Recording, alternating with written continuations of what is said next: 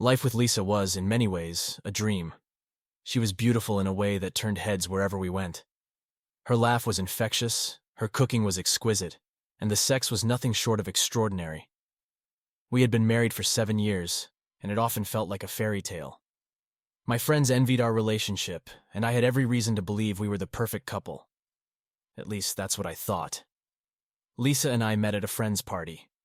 She was wearing a red dress that hugged her figure in a way that made her seem almost too perfect to be real.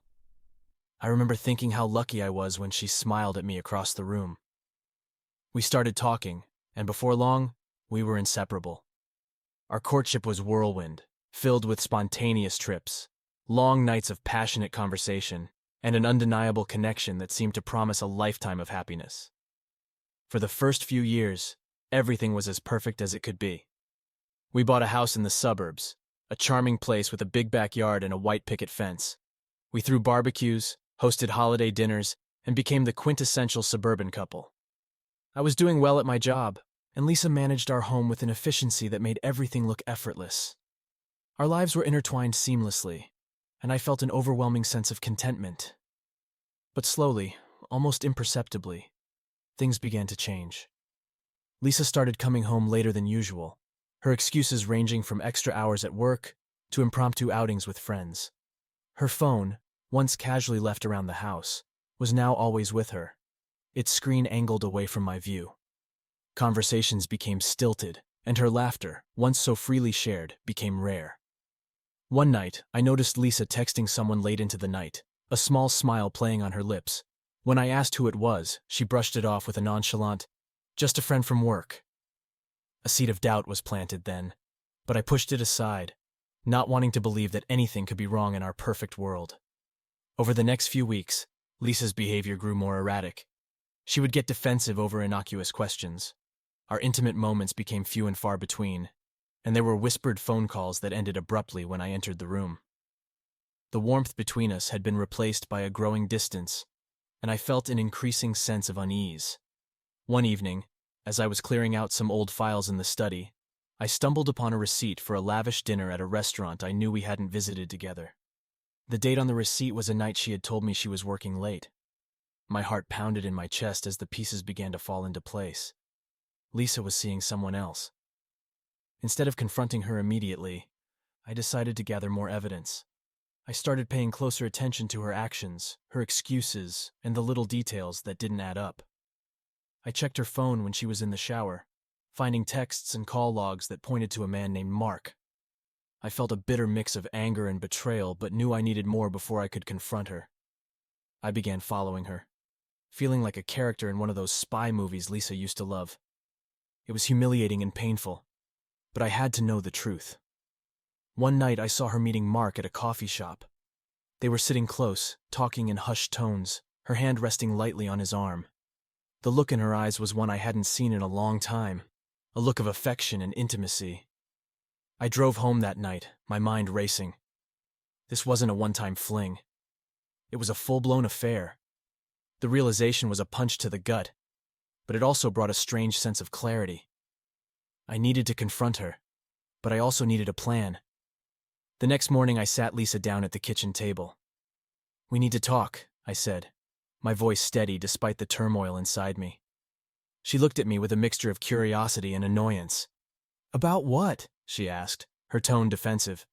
"About Mark," I replied, watching as her face went pale. For a moment, she seemed lost for words, but then her expression hardened. "You're being ridiculous," she said, crossing her arms. "Mark is just a friend."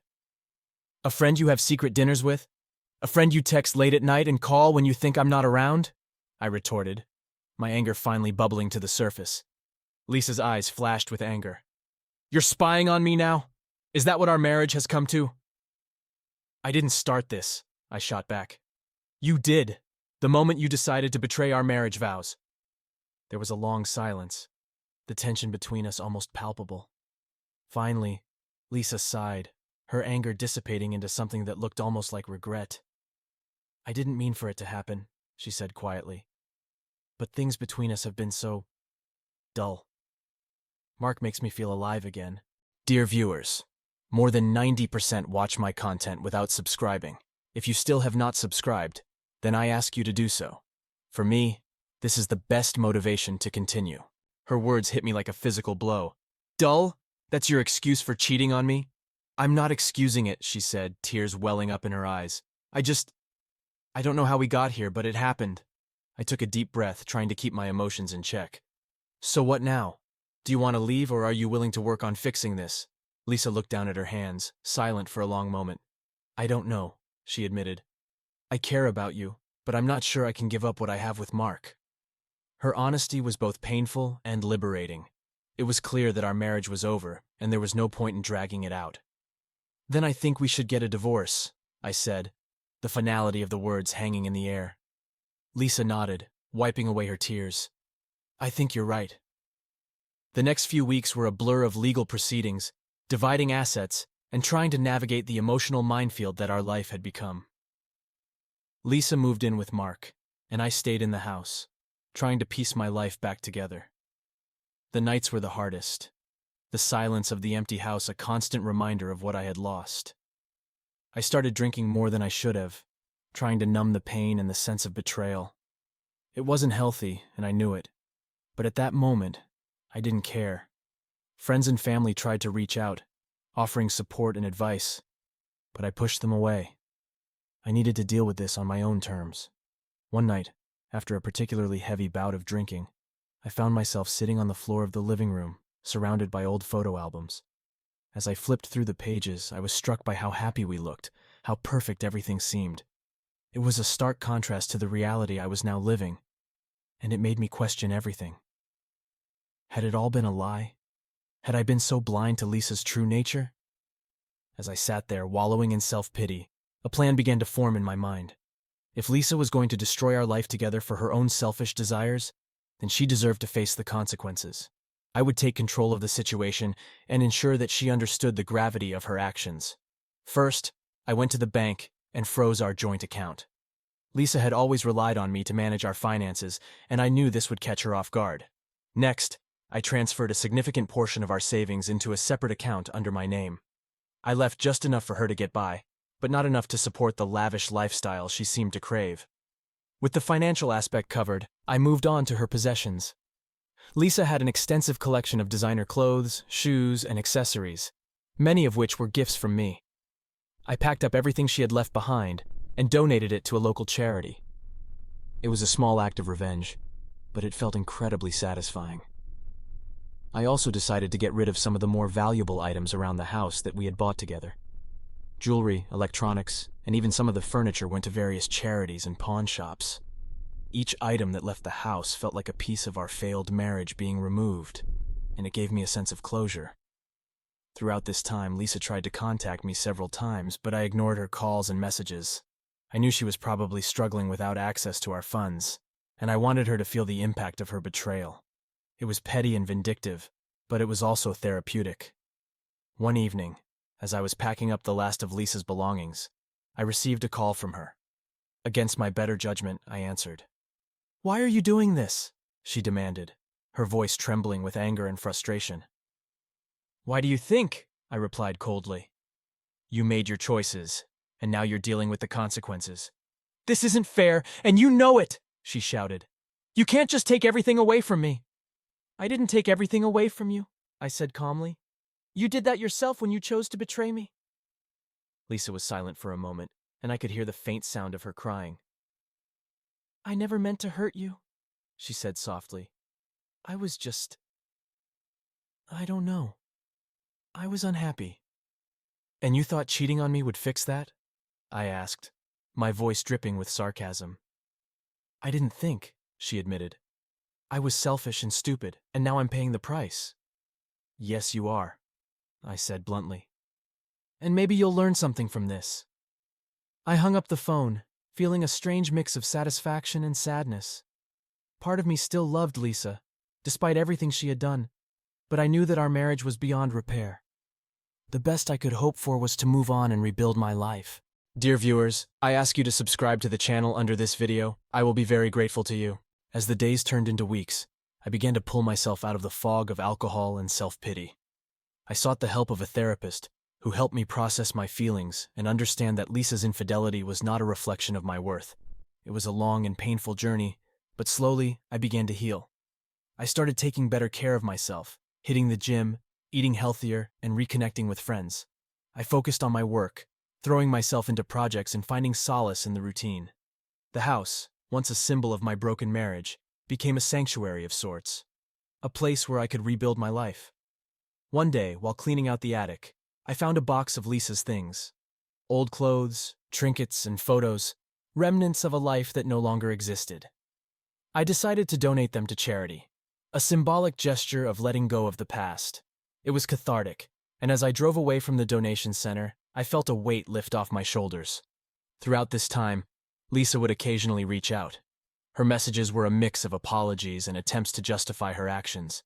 She admitted to feeling guilty and regretting how things had ended, but it was clear that she was still with Mark, and their relationship seemed to be going strong. I didn't engage much with her messages, responding politely but distantly. I had no interest in rekindling any form of relationship with her. Instead, I focused on moving forward, on finding joy and meaning in my life again. In one of our final conversations, Lisa tried to explain her motives. She admitted that she had always been driven by material possessions and the thrill of new experiences. Our life, comfortable and stable as it was, had begun to feel suffocating to her. She wanted excitement, adventure, and the kind of lifestyle that Mark could provide. Her honesty, though painful, brought closure. It reaffirmed my decision to end our marriage and move on. I realized that our values and priorities had always been different, and while I had been content with a simple, happy life, Lisa had been chasing something I couldn't give her. As the months passed, I continued to focus on my healing. I took up new hobbies, traveled, and even started dating again. It was a slow process, but I eventually found someone who shared my values and goals. It was different from what I had with Lisa, more grounded, more real. Reflecting on my journey, I came to understand the importance of choosing a life partner carefully. Love and attraction are crucial, but so are shared values, mutual respect, and a commitment to the relationship. I had learned this the hard way, but it was a lesson that would guide me for the rest of my life. When I think back to my time with Lisa, it's with a mixture of sadness and acceptance. We had some wonderful times, and for a while we truly were happy. But in the end, her true motives and priorities came to light, and it was clear that we were not meant to be. Now, as I look forward to the future, I do so with a sense of hope and a newfound wisdom. Life goes on, and with it, the opportunity to build something new and beautiful. With Lisa gone and my life slowly getting back on track, I began to see things more clearly. The days of our marriage, both good and bad, replayed in my mind. I realized that while we had shared many happy moments, there were always underlying issues that we had never fully addressed.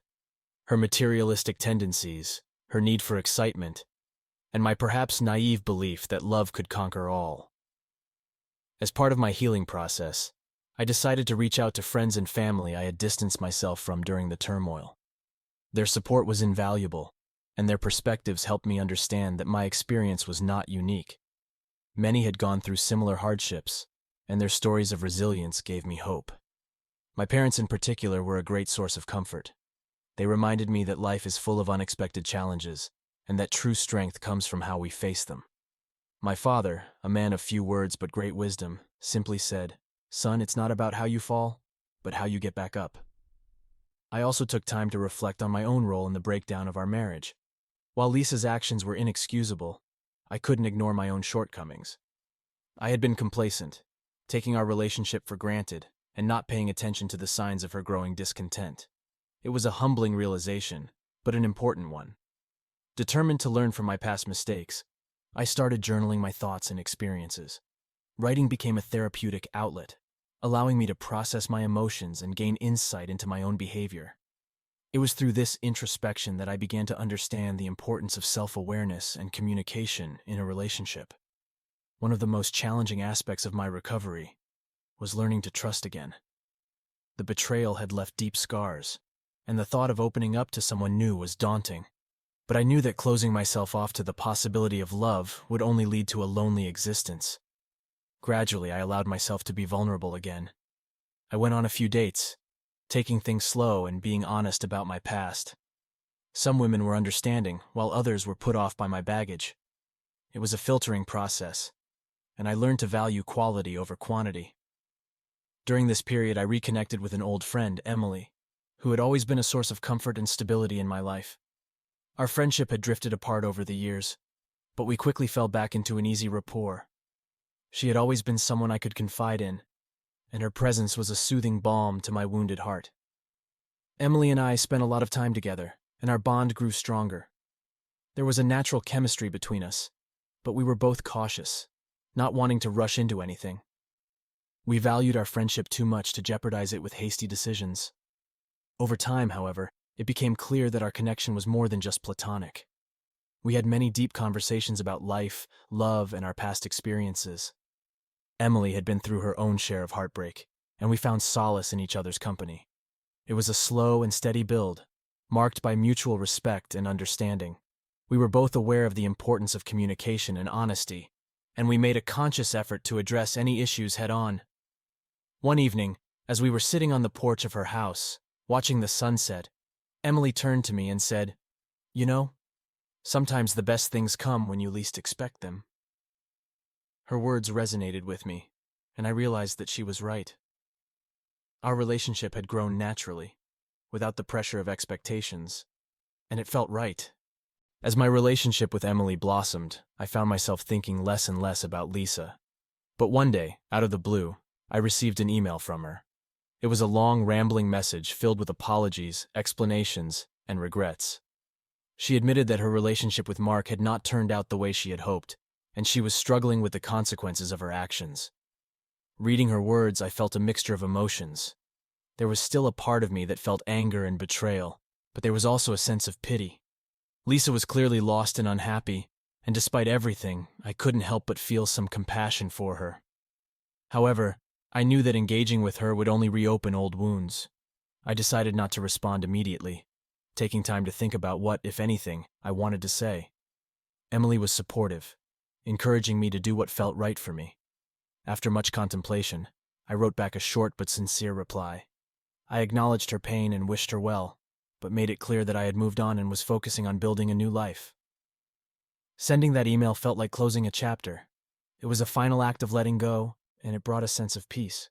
I realized that I could not change the past, but I could control how I allowed it to affect my future. As my relationship with Emily deepened, we decided to move in together. It was a big step, but it felt right. We both approached it with a sense of caution and care, knowing the importance of maintaining our individuality while building a life together. Our home became a place of warmth, love, and mutual support. We also discussed our goals and dreams for the future. Emily shared my desire for a simple, fulfilling life, centered around family, friends, and meaningful work. We talked about the possibility of having children, traveling the world, and growing old together. These conversations brought us closer and solidified our commitment to each other. One weekend, we decided to take a trip to a cabin in the mountains. It was a chance to escape the hustle and bustle of daily life and spend some quality time together. The cabin was cozy, nestled in a serene forest, and it provided the perfect backdrop for reflection and relaxation. As we sat by the fireplace, sipping wine and talking about our future, I felt an overwhelming sense of gratitude. Emily had been a beacon of light in a dark time, and her love and support had helped me heal and grow. I realized that while my journey had been painful, it had ultimately led me to a place of happiness and fulfillment. Reflecting on my journey, I came to understand the importance of choosing a life partner carefully. Love and attraction are crucial, but so are shared values, mutual respect, and a commitment to the relationship. I had learned this the hard way, but it was a lesson that would guide me for the rest of my life. I thought back to my relationship with Lisa. In hindsight, there had been red flags that I had ignored, blinded by infatuation and the desire to build a perfect life. Her materialistic tendencies, her need for excitement, and our lack of effective communication had all contributed to the breakdown of our marriage. With Emily, things were different. We had built our relationship on a foundation of honesty, trust, and mutual respect. We communicated openly about our needs and expectations, and we made a conscious effort to nurture our bond. It wasn't always easy, but we were committed to making it work. One evening, as we were sitting on the porch, watching the sunset, I turned to Emily and said, "You know, I never thought I'd find happiness again after everything that happened with Lisa. But you've shown me that it's possible to move on and build something beautiful." Emily smiled and squeezed my hand. "We've both been through a lot, but we've come out stronger. And as long as we continue to support each other, I believe we can overcome anything." Her words were a testament to the strength of our relationship and the journey we had both undertaken. I realized that the pain of the past had not been in vain. It had taught me valuable lessons and led me to a place of true happiness. As we continued to build our life together, I remained mindful of the importance of choosing a life partner carefully. I knew that love alone was not enough. It had to be accompanied by shared values, mutual respect, and a willingness to work through challenges together. In the end, my experience with Lisa had been a painful but valuable lesson. It had taught me the importance of paying attention to red flags, communicating openly, and choosing a partner who shared my values and goals. It had been a long and difficult journey, but it had ultimately led me to a place of happiness and fulfillment. As I look forward to the future with Emily, I do so with a sense of hope and a newfound wisdom. Life goes on, and with it, the opportunity to build something new and beautiful, and for that, I am truly grateful.